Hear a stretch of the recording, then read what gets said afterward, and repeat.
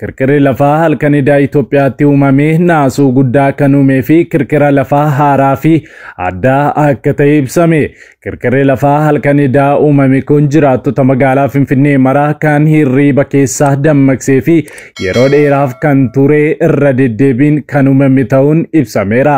Kirkira lafaa baay'ee yaaddessaa fi sodaachisaa tures jedhameera. Magaalonni Itoophiyaa kutaawwan biyya hedduuttis kirkirri lafaa kun uumamuun dhagahameera. Bal'ina isaa isin biraan geenya.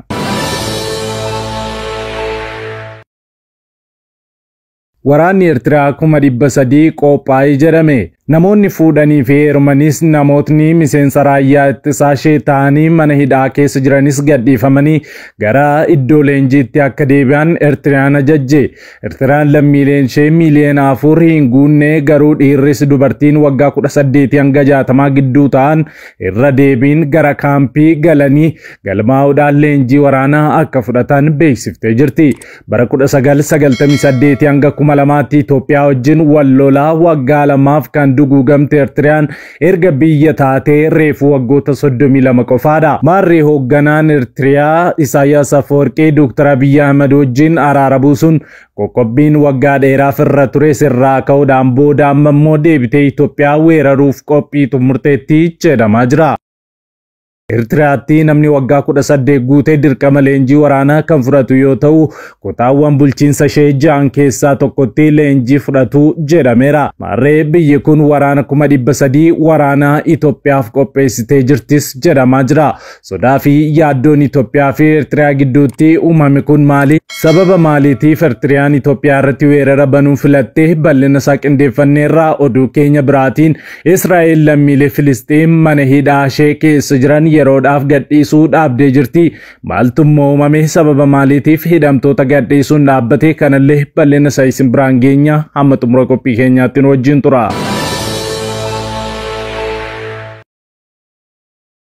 Nagaaf jaalalli ardii jirtan maratti sinaa qaqqabu daawwattoota keenya odeessa wayitawaa yeroo kanaaf siniif qindeeffannee qabannee dhiyaanneerra hamma xumura qophii keenyaatti nu wajjin tura. Yeroo jalqabaaf gara chaanaalii keenyaatti kan dabalamtan subscribe gochuun mallattoo beelii sana fuulduratti sinii dhufu ala tokko gadi tuquun ol kan jetturraa kaadha. Like, share, commentis godha. Yeroo kana gootanii kaasee yeroo hundumaa oduuwwan haaraan wayita gadhiifaman dafanii isin qaqqabu. Kallattiin gara oduu keenyaatti wal wajjinaa dabarru.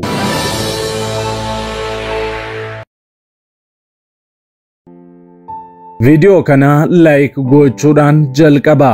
Odeessa keenyaarraa oduu kirkira lafaatiin wal qabatuun jalqabna. Kirkirri lafaa cimaa ta'e halkanidaa Itoophiyaatti uumame. Halkan keessaa sa'aatii 8:44tti kan jalqabe kirkirri lafaa Itoophiyaa jiraattota magaalaa Finfinnee hirribaa dammaqsee teessisaa bulcheera. Kirkirri lafaa Itoophiyaatti halkanidaa uumame kun sa'aatii 8:44 halkan keessaa kan jalqabe yoo ta'u sekendiiwwan dheeraaf irra deddeebiin kan uumamee fi yaaddoo kan uume ta'uun ibsameera. Kirkirri lafaa Riikter iskeelii 5.3 ta'e kun kan uumame fageenya magaalaa Ciroo irraa kiiloomeetira 60 fagaatee argamutti akka ta'e American Geological Survey ibsee jira. Kirkirri lafaa kun akkuma magaalaa Ciroo Awaashittis uumamuun volkaanoo Discovery ibseera. Dabalataan magaalota naannawaa Finfinneetiin alattis magaalota akka Dirree Dawaa, Galamsoo, Hirnaa, Baddeessaa, Abboomsaa, Matahaaraa, Adaamaa, Bishooftuu, Mojoo fi magaalota hedduu keessatti uumamuunis dhagahamee jira. Dambaliin kirkira lafaa kun magaalota Amaaraa, Dabra Siinaa, Dasee fi Dabra Biraan akkasuma Baatii, Kombolchaa, Kamiseettis uumamuun ibsamee jira. Kirkirri kun guyyoota 9 asitti kirkira lafaa olaanaa ta'uun kan ibsame yommuu ta'u sekoondii dheeraaf kan ture akka tures irra deddeebiin uumamaa akka ture ibsamee jira. Abiil Biraanutu gabaase.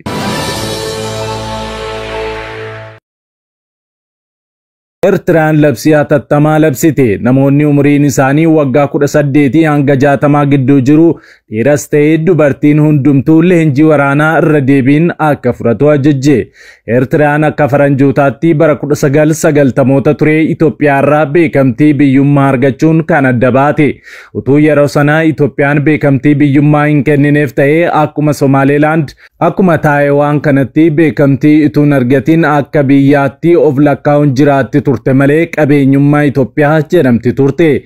Wal waraansa bara 1998 hanga 2000 akka lakkoofsa faranjootaatti tureenis dhiigni lammiilee Itoophiyaa fi Eertiriyaa baadiyyaatti lola'es lakkoofsa akka hin qabne ni beekama. Kanaanis Eertiriyaan beekamtii biyyummaa argattee waggoota 32f mootummaa Abbaa Irree Isaayyaas Afeworqiitiin doqosamaa turteetti. Paartiin mormituu biyyattii keessatti kan hin argamne bulchiinsa naannolee 6 kan qabdu Eertiriyaan lammiilee miiliyoona 3.6 hanga miiliyoona 4 hin caalle qabdis. Haa ta'u malee kana keessaa namoonni umuriin isaanii waggaa 18 guutee fi kutaa 12ffaa xumuran dirqama leenjii waraanaa fudhatu. Kanaafuu namoonni waggaa 18 hanga 60 gidduu jiran leenjii waraanaa qabu jechuudha.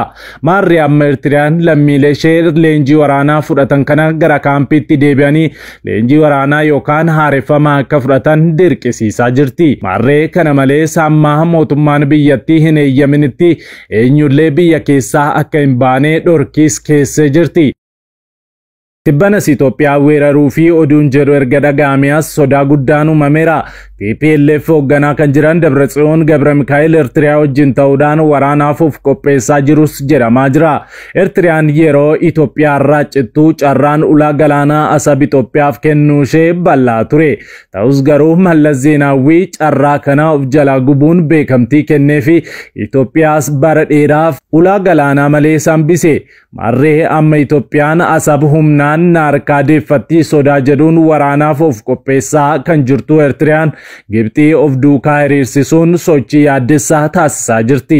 Isayyuu yeroo itti Itoophiyaan kutaawwan gurguddoo akka Oromiyaa, Amaaraa fi Tigraay waraanaa fi rakkoo bulchiinsa hamaa keessa jiranitti yaaddoon kun uumamuun isaa balaa yaaddessaa isa guddaadha.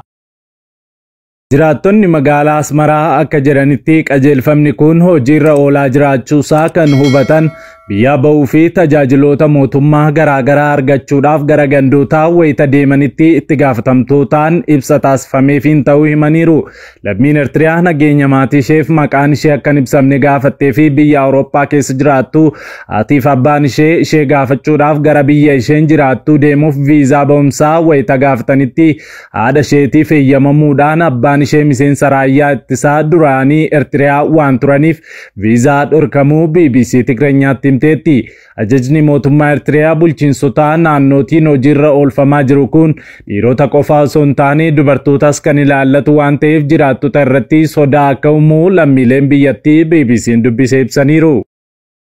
Gandoonni magaalaa guddoo Asmaraa keessatti argaman haala yeroo ibsuudhaaf jechuudhaan walga'iiwwan jiraattota hirmaachise irratti dubartoonnis gara leenjii waraanaa seenuu akka danda'an odeeffannoo agarsiisaa kennamuun jiraattonni dubbataniiru. Waamicha miseensota waraanaa kanaan dubartoota hin heeruminii fi kanneen ijoollee qaban dabalatee gara kutaa waraanaa duraan keessa turaniitti akka deebi'an kan ajajame yoo ta'u, miseensonni tajaajila waraanaa dirqii Eertiriyaa keessatti gaggeeffamuu dhokachuun jiranis adabbii malee akka deebi'aniif akka murtaa'e ibsameera.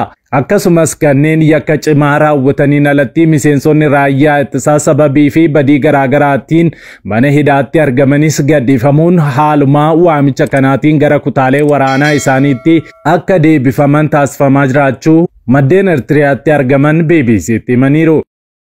Waamichi miseensota waraanaa duraanii mootummaa Eertiriyaa dabarsee fi amma karaa bulchiinsota naannoleetiin hojiirra oolfamaa jiru kun miseensonni kunneen gara kutaa isaaniitti akka deebi'an kan ajaju yoo ta'u, lammiileen biyyattii dameelee adda addaa irratti hirmaatan ammoo biyyaa yoo bahan to'annoo cimaan akka taasifamu ajajameera. Kanaan dura lammiileen Eertiriyaa biyyaa yoo bahan haaldureewwan guutuu qaban guutuu fi ayyama mootummaa argachuun dirqama kan ture yoo ta'u, amma garuu caalaa cimfamuu jiraattonni himaniiru. Hojjettoonni mootummaa umuriin isaanii waggaa 70 gadi ta'an akkasuma miseensonni waraanaa duraanii umuriin isaanii waggaa 60 gadi ta'an wayita biyyaa ba'uuf barbaadanitti dursanii waajjira raayyaa uummataa biyyattii irraa xalayaa deeggarsaa argachuu qabus jedhameera.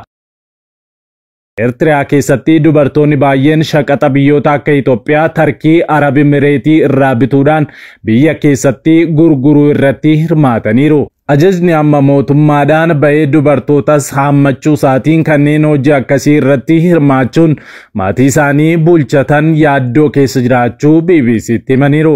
Qajeelfamni kun cimoo fi hojiirra oolfamuu eegaluu isaatiin walqabatee dubartoonni biyyoota garaa garaatti imaluudhaan hojii daldalaa raawwatan erga tikkeetii xiyyaaraa hin kutatin booda biyyaa bahuu akka hin dandeenye himameera. Mootummaan Eertiraa miseensota waraanaa duraanii akka gara waraanaatti deebi'aniif waamicha haaraa kan taasisee fi kaan ammoo biyyaa akka hin baaneef to'annoo cimaa taasisuun kan dhaga'ame dhiibbaa walitti dhufeenyi Itoophiyaa wajjin qaban laaffachuun dhaga'amettidha. Torban kanattis pireezidaantiin Itoophiyaa duraanii Dr. Mulaatuu Tashoomaan barreeffama tooraa Aljeeziraa irratti barreessaniin Eertiraan qaxanicha keessatti walitti bu'insa marsaa biraa uumuu dandeessi jechuudhaan sodaa qabaniin himatanii turan. Barreeffama Dr. Mulaatuu kanaaf deebii kan kennan ministeerri beeksisaa Eertiraa ammoo obbo Yamaanee Gabramasqal himannaa kana haaluudhaan faallaa isaa maddi rakkoo qaxanichaa Itoophiyaa jechuudhaan dubbachuun isaanii ni yaadatama. Waaqayyo gaaddidduu waraanaa fi duumessa waraanaa gaanfa Afrikaa irra marsaa jiru kana nurraa haa qabu.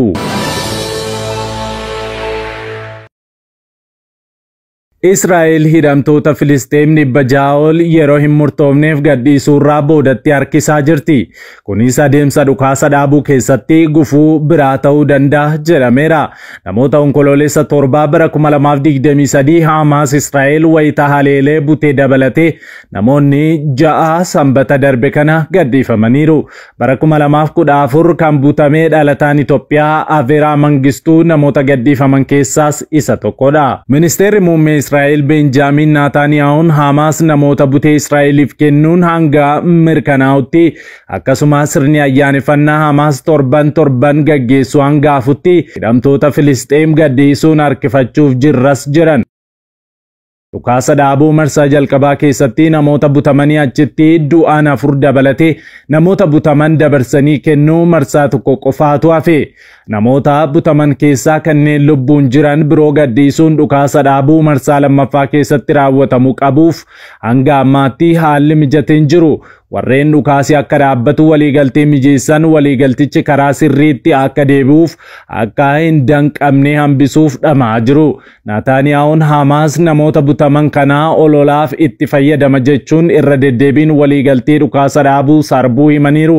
Naataaniyahuun ministeerri muummee Israa'el ibsa kana kan kennan erga Hamaas namoota feestivaala muuziqaa Noovaa jedhamu irratti bute 4 sanbata darbe kana gadhiiseen boodadha. Aveeraa Mangistuu bara 2014 kan qabame yoo ta'u obbo Al-Saidaa bara 2015 irraa eegalee Gaazaatti ugguramee jira.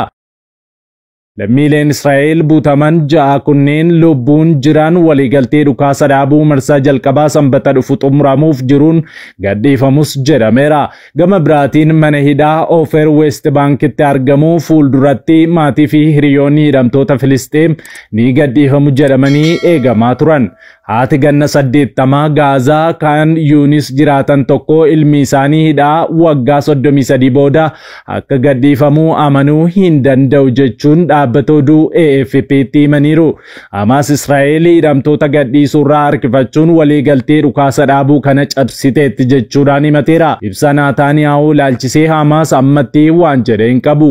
Akka aangaa'onni Filisxeem jedhanitti hidhamtoota Israa'el gadhiiftu keessaa 50 adabbii umurii guutuun kan itti murtaa'ee fi hidhamtoota 60 ammoo murtiin ganna dheeraa kan itti murame ta'uu ibsaniiru. Namoonni ni gadhiifamu jedhamanii eegaman keessaa 445 ammoo onkoloolessa 7 bara 2023 irraa eegalee Israa'eliin kan hidhamanidha. Namoonni onkoloolessa 7 bara 2023 Israa'el irraa butaman 62 ammallee Hamaas harkaa kan jiran yoo ta'u harkaa walakkaatti kan dhiyaatan lubbuun akka jiran ni amanama. BBCtu gabaase.